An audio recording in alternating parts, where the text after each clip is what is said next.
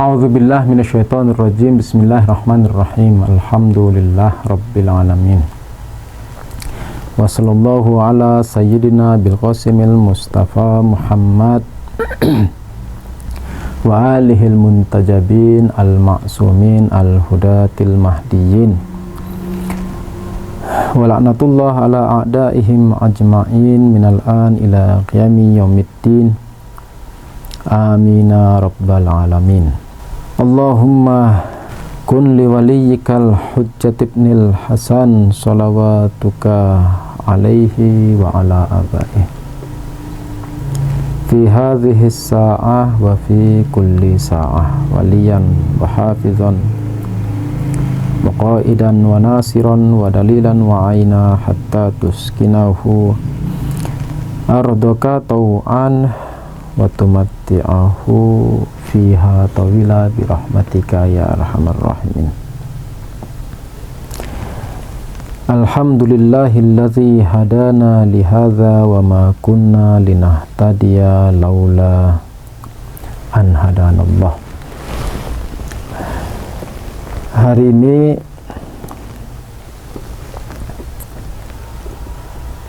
pada tanggal 13 di bulan Rajab, kita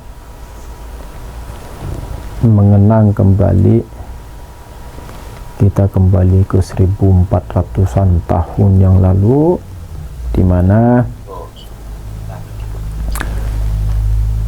pada hari tersebut seorang lelaki dari Bani Hashim terlahir di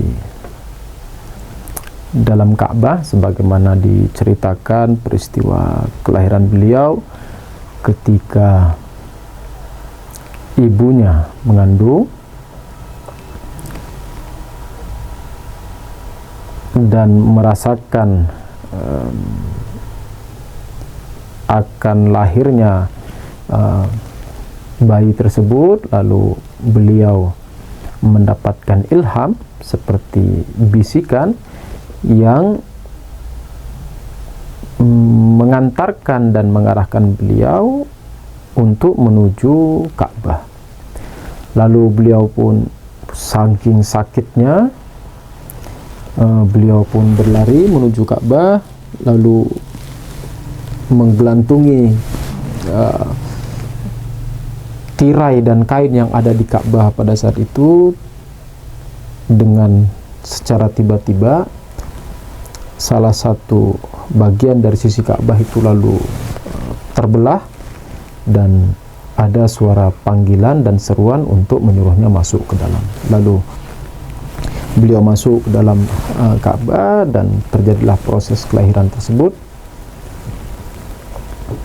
sehingga kita menamainya dengan Mauludul Ka'bah. Ini orang yang terlahir di dalam Ka'bah, yaitu Ali bin Abi Thalib alaihissalam. Ini sekilas flashback tentang kelahiran beliau. Namun yang jauh lebih penting daripada itu, Hazrat Amir alaihissalam bisa kita katakan sebagai satu contoh kehidupan universal untuk seluruh alam. Jadi kalau kita mau melihat alam secara global, alam ini kan alam tafsili atau alam yang terperinci kan ya. Jadi ada saya, ada antum, ada HP, ada angin, ada udara, ada langit, ada air, ada batu, ada api. Itu kan alam yang terperinci namanya. Nah, namun kalau kita mau melihat seluruh alam itu secara global, yang diistilahkan dalam bahasa kebarat-baratan dikatakan alam mikrokosmos ya, diistilahkan dengan mikrokosmos. Jadi Ada makrokosmos, ada mikrokosmos. Di dalam istilah barat dikatakan dengan mikrokosmos dan makrokosmos. Kalau di istilah filsafat dan irfan, kita mengenal dengan alam kabir dan alam sogir. Alam kabir dan alam sogir. Alam kabir yakni alam semesta ini, sedangkan alam sogir itu yakni manusia. Mikrokosmos yakni manusia, makrokosmos yakni alam semesta. Dan ada istilah lain dikatakan insan kabir dan insan sogir. Insan kabir yakni alam semesta, insan sogir yakni manusia ini. Itu istilah.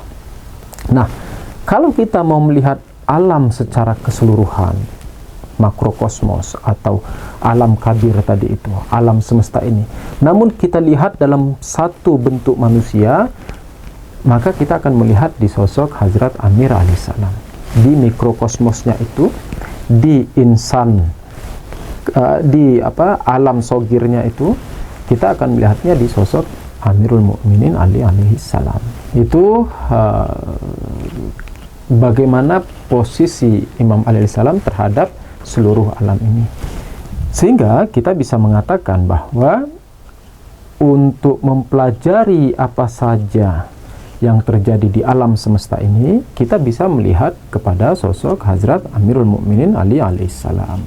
Dengannya, karena saya pribadi khususnya ditugaskan mencari relevansi dan hubungan antara Hazrat Amir alaihissalam dan kehidupan kita sehari-hari, maka saya berangkat dan bertolak dari mukaddimah yang saya sampaikan tadi, di mana Hazrat Amir alaihissalam itu adalah sebagai contoh paripurna terhadap alam semesta dengan kronologi yang saya bahasakan tadi. Ada mikrokosmos, ada makrokosmos, di mana mikrokosmos itu insan, hakikah insaniah itu adalah bentukan seluruh alam semesta ini, tapi dalam bentuk yang global, yang ijmal, yang secara tidak terperinci. Nah, lalu paling sempurnanya dari hakikah insaniah ini adalah insan kamil, di mana salah satunya adalah Hazrat Amir alaihissalam.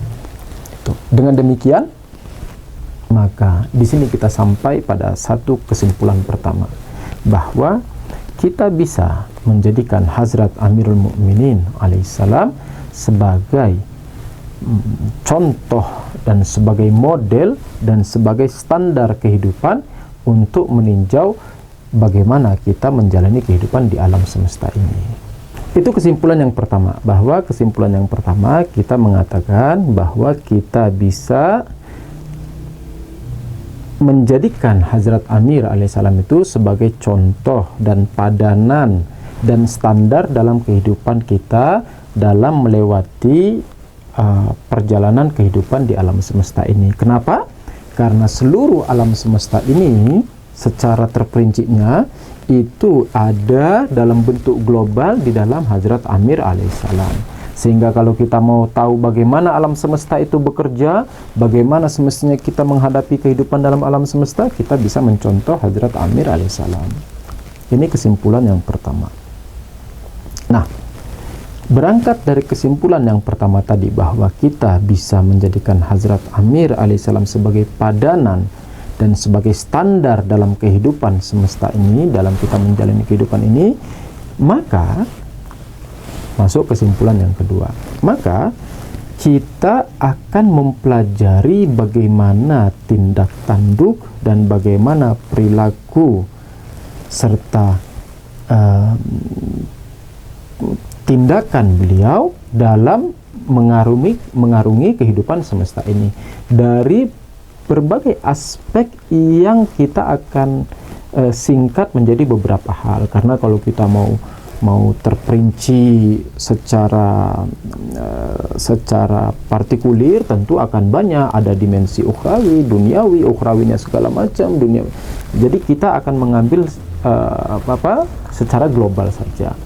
Nah, kita sampai pada kesimpulan yang kedua, bahwa Setelah kita mengatakan bahwa Hazrat Amir alaihissalam itu bisa menjadi standar dalam kehidupan, maka kesimpulan yang kedua, kita akan mempelajari bagaimana beliau menjalani kehidupan ini, bagaimana beliau melihat alam semesta ini, sehingga itu akan menjadi standar juga dalam kehidupan kita. Kita masuk pada poin yang ketiga sekarang. Poin yang ketiga, mari kita menelaah kehidupan beliau. Kalau kita mau menelaah kehidupan Hazrat Amir alaihissalam, kita bisa meninjau dari dua dimensi.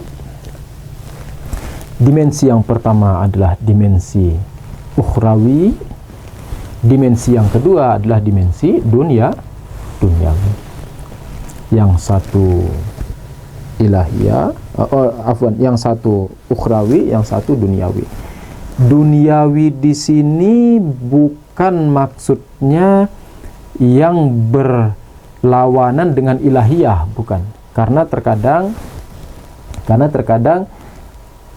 penggunaan istilah duniawi itu yakni diperhadapkan dan dibandingkan dengan ilahiyah, sehingga ketika dikatakan ilahiyah yakni ilahi yang berbau Tuhan, sedangkan duniawi yakni yang menentang Tuhan. Nah, tetapi duniawi yang kita maksud di sini maksudnya bukan itu. Melainkan duniawi yang kita maksudkan adalah duniawi yang maksudnya interaksi dalam kehidupan dunia. Jadi ada dimensi ukhrawi, ada dimensi duniawi. Di mana baik ukhrawi maupun duniawi, dua-duanya ilahiyah bagi Hazrat Amir alaihissalam. Mau dimensi ukhrawi maupun dimensi duniawi, keduanya adalah dimensi ilahiyah. Nah, sekarang kita coba cek dimensi ukhrawi. Dimensi ukhrawi bisa kita tinjau yang pertama dari sisi ma'rifat Hazrat Amir alaihissalam. Salah satu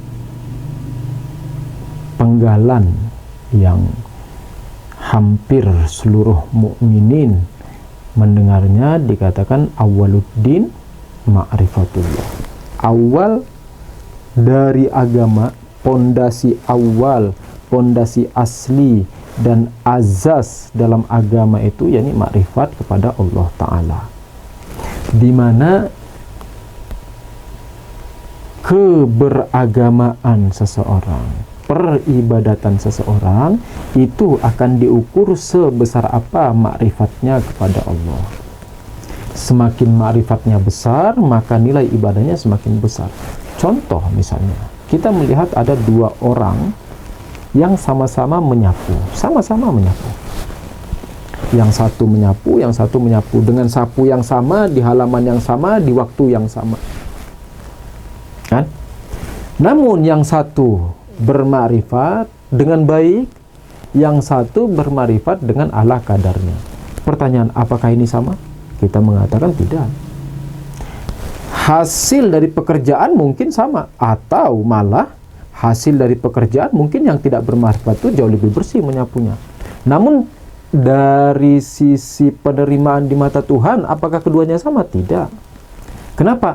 Karena bisa saja yang tidak bermakrifat itu, dia menyapu karena mengharapkan gaji, dia menyapu karena mengharapkan nama baik, dia menyapu karena mengharapkan hal lain.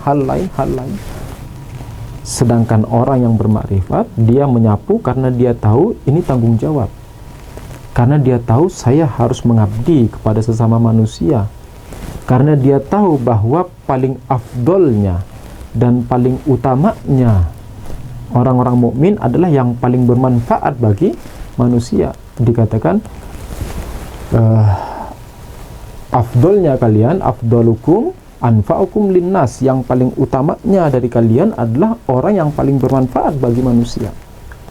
Dia dengan makrifat itu tuh menyapu, tuh tentu beda. Sekalipun hasil sapuannya mungkin berbeda, tapi yang satu kemana, yang satu kemana. Dari sisi makrifat, Hazrat Amir alaihissalam mengatakan, lau kushifal ghita, seandainya tirai dan hijab tauhid itu disingkap kepadaku, masdatu yakinan. Keyakinanku tidak akan bertambah lagi. Yani Hazrat Amir alaihissalam sampai pada derajat, sampai pada makom, sampai pada tingkatan yang seharusnya seorang hamba memakrifati Tuhannya. Yani sampai ke level di derajat 100 bagi beliau, bukan derajat 100 bagi Tuhan, bukan. Derajat 100 bagi Tuhan tidak ada yang bisa, bahkan Nabi sekalipun tidak bisa. Itulah mengapa Nabi Shallallahu Alaihi Wasallam mengatakan, ma araftu haqqa ma'rifatik wa ma abadtuka haqqa ibadatik. Aku tidak pernah memakrifatimu sebagaimana makrifat sesungguhnya kepadamu, dan aku tak pernah beribadah kepadamu sebagaimana hakikat ibadah sesungguhnya kepadamu. Kenapa? Karena yang 100% bagi Tuhan itu tidak ada yang bisa, karena hanya Tuhan yang bisa. Hanya Tuhan yang bisa memakrifati dirinya dengan tingkatan 100% dari sisi Tuhan. Namun di tingkatan si Yusuf, di tingkatan si Hasan, di tingkatan si Jawad misalnya, itu harus 100% di tingkatan masing-masing. Contoh konkret untuk mempermudah ini, misalnya begini. Misalnya kita minta anak kita ada 3, yang satu SMA, yang satu SMP, yang satu SD. Kita minta kepada mereka, kepada 3 ini, kita minta masing-masing untuk misalnya membantu ibunya. Masing-masing dari ketiganya kita minta untuk membantu ibunya. Apa yang kita harapkan dari yang tingkat SD, dan apa yang kita harapkan dari tingkat SMP, dan apa yang kita harapkan dari tingkat SMA, ini tentu harus berbeda. Kita tidak bisa mengharapkan nilai maksimal yang harusnya untuk anak SMA kepada anak SD, karena itu tidak sesuai, dan begitu pun juga kepada yang SMP. Maka yang SD dia harus 100% di ke-SD-annya, yang SMP dia harus 100% di ke-SMP-annya, dan yang SMA harus 100% di ke-SMA-nya. Namun sebaliknya, jika ada yang tingkatan SMA namun melakukan tingkatan SD, ini yang tercela, ini yang dimazammat, ini yang dicemooh, ini yang dicela. Jelas. Maka ketika Hazrat Amir mengatakan lau kushifal ghita masdatu yakinan, seandainya tirai hakikat wujud itu, tirai tauhid itu disingkap lagi kepadaku, tersingkap dan terbuka kepadaku, ya keyakinanku tidak akan bertambah. Bukan berarti maksudnya Imam Ali alaihissalam sudah sampai pada pengetahuan Tuhan 100%, tidak. Tetapi bagi tingkatan dirinya sebagai Ali alaihissalam, dia sudah 100%. Yani sebagaimana kita bilang, kalau seandainya dia di tingkat SMP, maka di derajat SMP-nya dia sudah 100%. Itu. Lalu apa yang kita bisa pelajari? Maka kita juga Yusuf, Ali, Jawad, Hasan, Husain, Sajjad, dan sebagainya, itu semua harus sampai di derajat 100% di tingkatan kita. Di tingkatan Yusuf, saya harus sampai pada derajat 100%-nya Yusuf. Begitupun Ali harus sampai pada derajat 100%-nya Ali. Pak Rahmat harus sampai pada derajat 100%-nya Pak Rahmat. Pak Ali Sadewo juga begitu. Pak Tanto begitu. Kak Firdaus begitu. Semua kita harus sampai pada derajat 100%-nya kita. Bukan Tuhan, bukan. Sebagaimana yang saya katakan tadi. Manakala kita harusnya berada di tingkatan 100%, lalu kita hanya mencukupkan di tingkat 10 atau 20, ini tak ubahnya bagaikan orang yang sudah sampai di derajat SMA namun berperilaku SD, di mana ini yang layak dan berhak dicela dan dicemooh. Ini dari sisi makrifat. Yang kedua, dimensi ukhrawinya dari sisi ibadah. Kita mengetahui Hazrat Amir Ali alaihissalam mengatakan, ibadah itu terbagi menjadi 3. Ada ibadahnya pedagang, ada ibadahnya orang yang takut, dan ada ibadahnya orang yang merdeka. Lalu Hazrat Amir berada di posisi yang mana? Apakah Hazrat Amir itu beribadah karena takut? atau Hazrat Amir itu beribadah karena mengharapkan sesuatu, atau beribadah karena cinta, karena merdeka. Di riwayat yang lain beliau mengatakan, ma abadtuka khaufan min narik, aku tidak menyembahmu dan tidak beribadah kepadamu, ma abadtuka, aku tidak menyembah dan beribadah kepadamu, khaufan min narik, karena takut dari nerakamu, tidak. Bukan karena aku takut nerakamu lalu aku menyembahmu. Wala tam'an fi jannatik, dan juga bukan karena aku tamak dan rakus dan mengharap surgamu, bukan karena takut nerakamu aku menyembahmu, dan bukan karena menginginkan surgamu aku beribadah kepadamu. Walakin wajadtuka ahlan lil ibadah, namun aku menyembahmu itu karena aku menemukan dirimu, mendapati dirimu, melihat engkau sebagai orang yang layak untuk disembah, layak untuk diibadahi. Fa abadtuka, maka aku menyembahmu. Ibadahnya Imam Ali alaihissalam adalah ibadah orang yang mengetahui bahwa tiada Tuhan yang layak disembah kecuali dirinya, mendapati bahwa hanya engkaulah yang layak disembah, mendapati bahwa ilahi man li ghairuk di dalam doa Kumail itu. Ini bukan karena takut dan bukan karena tamak terhadap surga, bukan, melainkan karena aku betul-betul hambamu dan aku menyadari engkaulah wajibul wujud dan akulah mumkinul wujud. Engkau maha kaya, aku maha miskin. Engkau maha sempurna, aku maha kekurangan. Maka engkaulah yang layak disembah.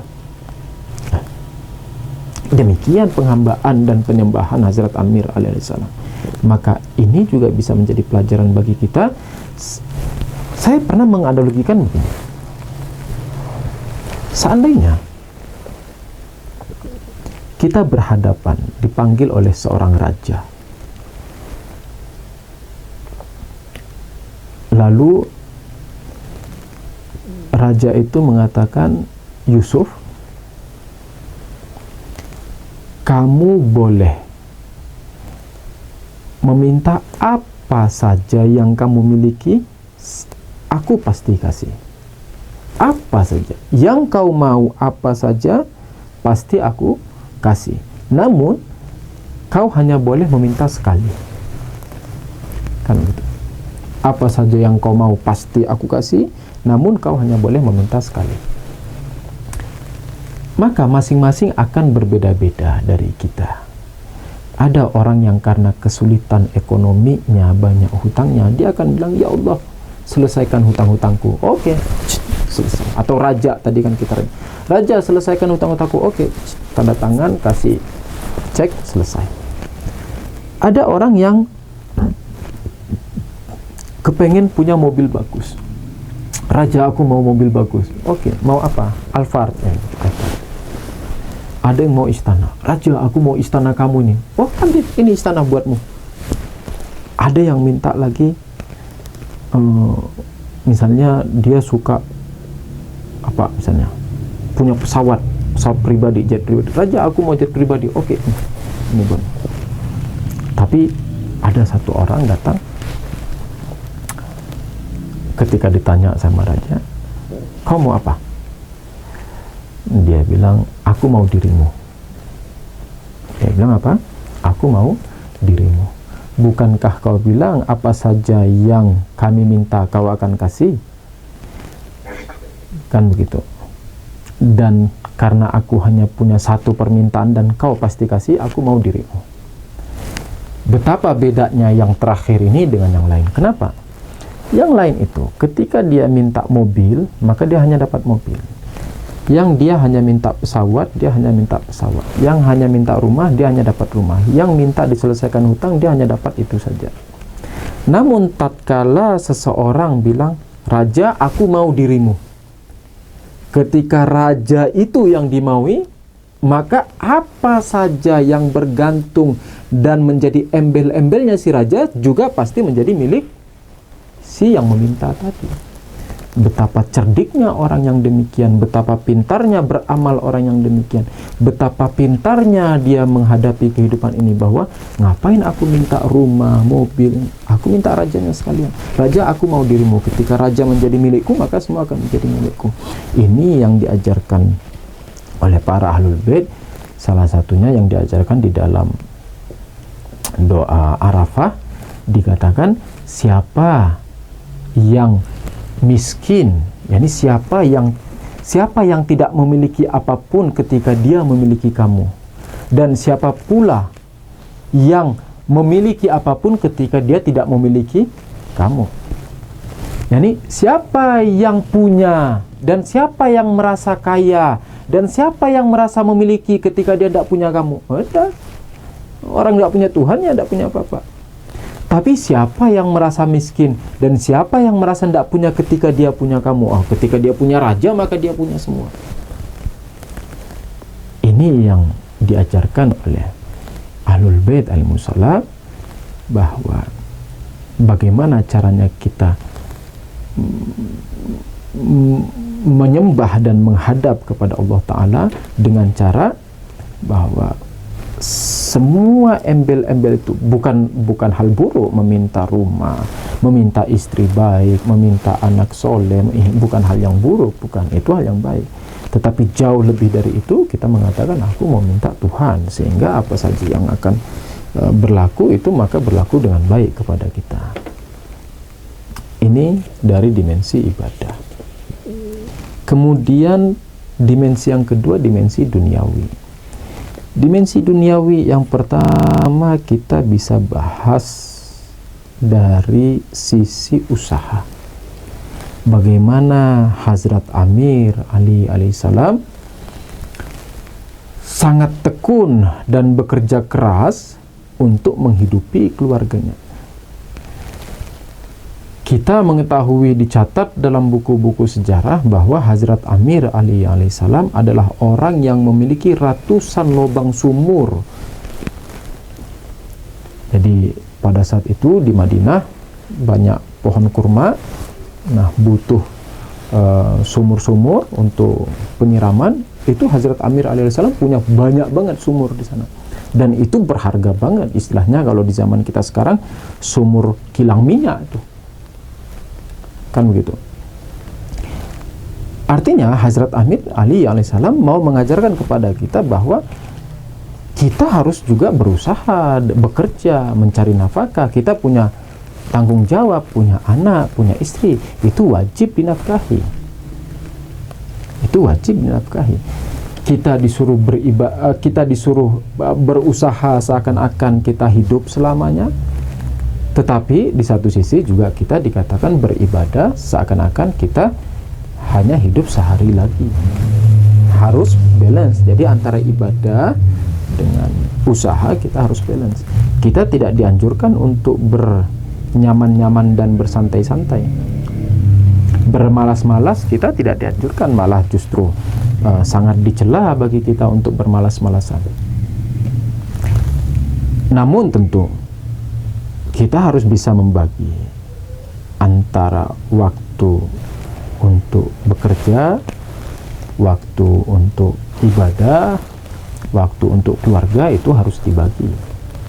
Ya, ini tidak bisa kita 100% terus bekerja saja, itu tidak bisa. Kapan waktu untuk keluarga? Keluarga juga butuh waktu kepada kita. Bukankah dikatakan duduknya seorang suami dengan istrinya itu lebih baik dari amalan sholat ribuan rakaat? Bukankah dikatakan duduknya seorang ayah di tengah keluarga bersama anaknya itu lebih baik dari amalan jin dan manusia dan sebagainya? Bukankah dikatakan bahwa duduknya keluarga bersamaan itu membahagiakan makhluk di langit? Jadi kita harus bisa membagi waktu antara waktu keluarga, waktu ibadah, dan waktu berusaha. Jadi tidak 100% kerja saja, enggak. Kita tidak dituntut untuk kaya, enggak. Kita tidak diminta untuk kaya. Sampai saat ini, ya, sampai saat ini begitu, saya tidak mengatakan saya sudah membaca semua hadis-hadis dan riwayat-riwayat, tidak. Tetapi saya cukup banyak membaca riwayat, dan hingga saat ini seingat saya belum pernah menemukan bahwa para imam maksum alaihissalam itu menganjurkan kita untuk kaya. Saya belum pernah mendapatinya. Kita disuruh berusaha, tetapi bukan disuruh kaya. Ya, ini tidak harus kaya, tidak dituntut kaya. Kita dituntut untuk berusaha. Di dalam riwayat dikatakan al-hirfatu ma'al iffah khairun minal ghina. Kita bekerja, kita berusaha, berdagang dan sebagainya, namun mendapat keuntungan sedikit misalnya. Kenapa? Karena kita tidak bisa kerja 24 jam. Saya harus membagi waktu. Ada waktu istirahat, ada waktu keluarga, ada waktu ibadah, ada waktu mutola'ah, ada waktu belajar, dan ada waktu untuk bekerja. Nah, saya hanya bisa bekerja misalnya 4-5 jam dalam sehari. Ya sudah itu. Tapi saya hanya bisa dapat, ya banter-banter, sebulan cuma 2 juta. Ya sudah. Cukup nggak itu? Cukup, insya Allah cukup. Tapi nggak bikin kaya, ya sudah cukup. Yang penting apa dikatakan? Yang penting penuh dengan iffah, penuh dengan kesucian, penjagaan diri. Kita bekerja bukan dengan mencuri, kita bekerja bukan dengan mengambil hak orang lain, kita bekerja bukan dengan mengambil uang haram, kita bekerja bukan dengan mengambil kesempatan dari orang, memotong jalan orang, kita bekerja bukan dengan mempersulit orang lain.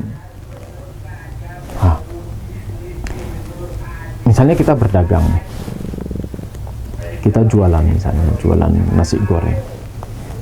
Suatu ketika ada seseorang yang datang, anggap nasi goreng kita harganya 10.000, ya, harga porsi makanan bergizi sekarang di Indonesia kan 10.000. Lalu ada seseorang datang, tapi dia cuma punya uang 5.000. Lalu dia bilang, saya lapar dan saya cuma punya uang 5.000, boleh enggak saya beli nasi gorengnya dengan harga 5.000 itu?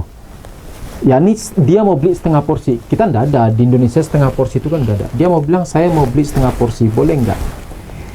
Kalaulah kita tidak mau mengasih 1 porsi total kepada dia, setidaknya izinkan dia beli setengah porsi. Jangan dipersulit dalam perjualbelian itu. Jangan dipersulit. Kalau bisa ngasih 1 porsi, ya 1 porsi, sehingga setengahnya itu sebagai sedekah kita kepadanya. Dikatakan al-hirfatu ma'al iffah khairun minal ghina. Keuntungan yang sedikit namun suci, bersih, tidak mengambil hak orang lain, tidak maksiat dan sebagainya, itu jauh lebih baik daripada kita kaya raya. Ini dari sisi usaha. Jadi kita tidak boleh bermalas-malasan, tapi kita tidak dituntut untuk kaya raya, tidak. Yang dituntut itu jangan bermalas-malasan dan jangan mempersulit orang dalam berdagang. Kalau bisa dipermudah, dipermudah. Begitu juga muamalah dalam pinjam meminjam. Kita dianjurkan untuk mudah meminjamkan kepada orang lain, dan juga dianjurkan untuk memberikan kesempatan. Kalau dia tidak bisa bayar, oke, saya kasih kesempatan lagi seminggu, 2 minggu. Bagaimana kita melihat bahwa a'immah alaihissalam, para imam-imam kita mengajarkan kepada kita untuk saling tolong menolong, saling bantu membantu. Perut kita ini cuma segini, kecil, perut kita ini kecil. Kalau seluruh isi dunia ini mau dimasukkan ke dalam perut kita, itu tidak akan cukup. Banter-banter, kita mati, yang menikmati itu bukan kita lagi, anak kita, istri kita. Ternyata besok-besok istrinya kawin lagi sama orang lain. Akhirnya uang yang kita sudah kumpulin mati-matian sampai keluar darah, yang nikmatin malah laki-laki lain.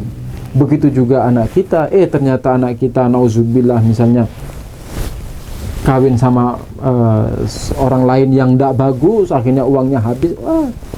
Kita mati-matian berdarah-darah, tidak sampai menikmati dengan puas. Kenapa? Karena perut cuma segini, malah uangnya dipakai entah kemana. Hati-hati dengan hal yang demikian. Itu dimensi yang pertama dari sisi duniawi. Dimensi yang kedua, dimensi sosial. Hazrat Amir Ali alaihissalam mengatakan khalitun nasa mukhalatatan in mittum ma'aha bakau alaikum wa in ghibtum hannu ilaikum. Hazrat Amir alaihissalam mengatakan, berinteraksilah kalian dengan manusia sedemikian interaksi in mittum ma'aha bakau alaikum, seandainya engkau mati maka mereka akan menangisimu. Wa in ghibtum hannu ilaikum, dan seandainya engkau pergi mereka akan merindukanmu. Lihat bagaimana Hazrat Amir Ali alaihissalam mengajarkan kepada kita bagaimana kita berinteraksi dengan orang lain. Bagaimana kita harus menjadi orang yang paling baik di tengah masyarakat. Kematian kita akan ditangisi dan kepergian kita akan dirindukan, bukan justru sebaliknya. Sehingga orang mengatakan, wah kapan ini orang mati? Matinya yang ditunggu-tunggu. Atau kalau dia pergi, wah mudah-mudahan ini jangan balik, kan biasa kadang begitu. Bahkan misalnya sesama suami istri juga kadang begitu kan. Ini kalau suaminya lagi pergi kerja, mudah-mudahan dia jangan balik aja, itu kan begitu.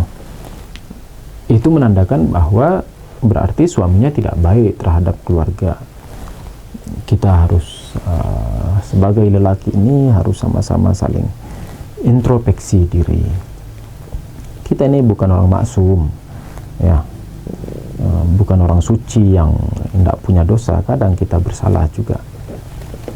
Maka tidak seharusnya semua kesalahan itu dilempar kepada wanita, kepada istri.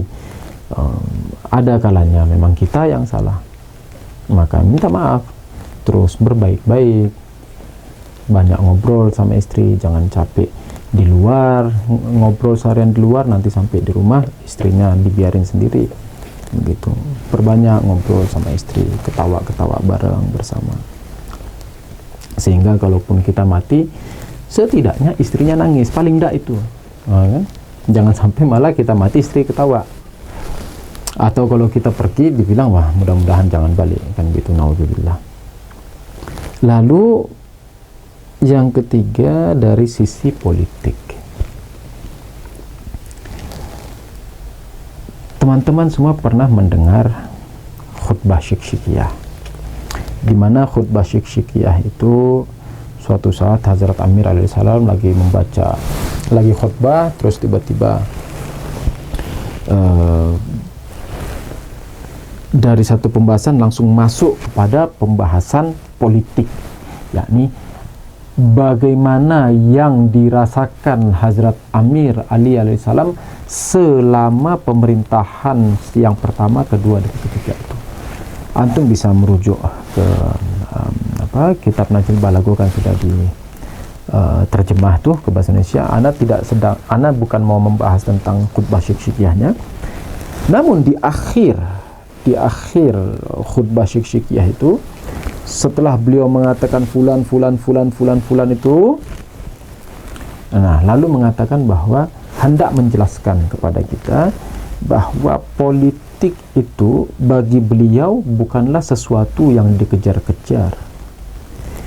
Hukumat dan pemerintahan itu bukan sesuatu yang dikejar-kejar bagi beliau. Dikatakan la'alfaitum dunyakum hadhihi azhada indi min aftati anzin.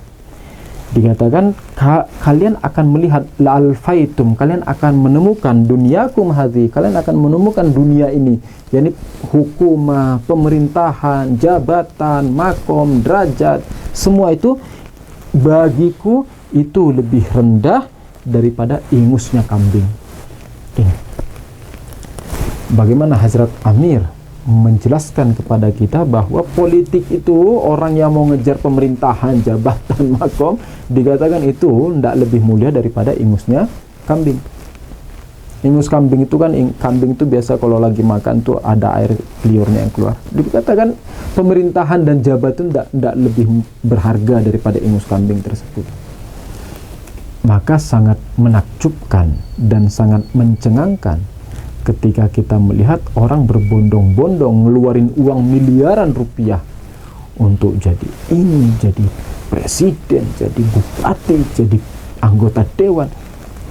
Yang menjadi logika saya, yang saya tidak habis pikir, kok ada orang berani mengorbankan uangnya sampai ratusan juta untuk mendapatkan suatu jabatan? Ada apa dengan jabatan itu? Apakah si orang ini begitu mulia sehingga ana tidak apa-apa uang ana habis karena saya mau membenarin Indonesia? Apa ada orang begitu?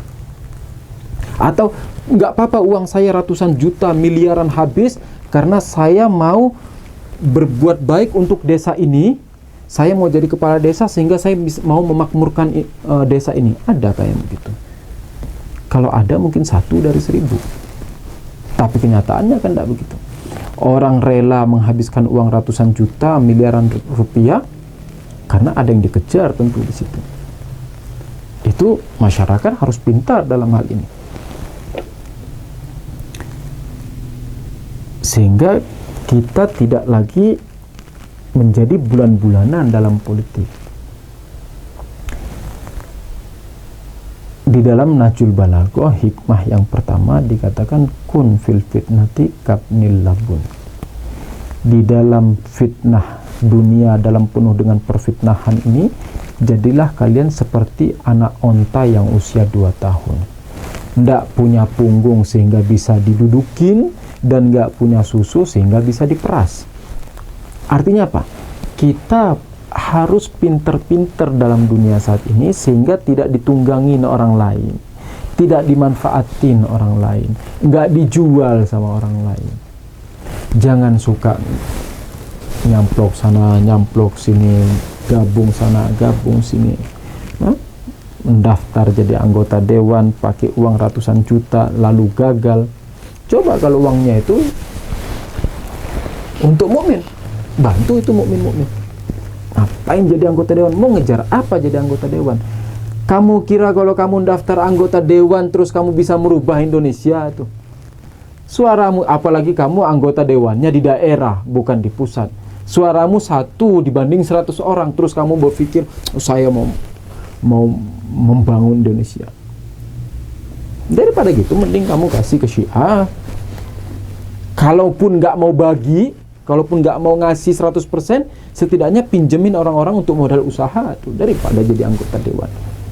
Udah gitu kalah lagi, mana terus uangnya akan hilang. Itu sama-sama jadi pelajaran bagi kita. Coba berpikir secara logis, coba berpikir secara matang. Hitungnya bukan secara kalkulatif matematis duniawi saja, tidak, tetapi hitung kalkulatif matematis yang juga ukhrawi. Ini kalau saya jadi anggota dewan, oke, kalau menang saya dapat 1 miliar, 2 miliar, 3 miliar dari anggota dewan ini. Tapi terus apa? Apa ini yang diminta imam? Oh enggak, kalau gitu ngapain? Oke, saya sekarang punya 1 miliar, mending uang 1 miliarnya ini saya bantu orang-orang mukmin. Tapi saya tidak mau rela-relaan ngasih gitu aja. Oke, tidak apa-apa. Gimana caranya? Oke, saya buatkan satu manajemen, cari 100 orang yang bisa berusaha. Ada yang mau jualan tempe goreng, tahu goreng, pisang goreng, ubi goreng. Oke, mau usaha, ini modal 5 juta, tiap minggu kasih laporan. Keuntungan kita bagi selama 2 tahun, 60-40 misalnya, kamu 60, saya 40, setelah 2 tahun, semua modal dan keuntungan punya kamu 100%. Itu baru jadi anggota dewan. Jadi juga nggak ngapa-ngapain juga, hanya untuk besarin perut saja pribadi, kan gitu. Mudah-mudahan kita bisa mengambil hikmah dari pelajaran ini, khususnya yang kemarin mencalon-calonkan dan tidak menang. Mudah-mudahan pernyataan saya ini agak sedikit menggelitik bagi kalian.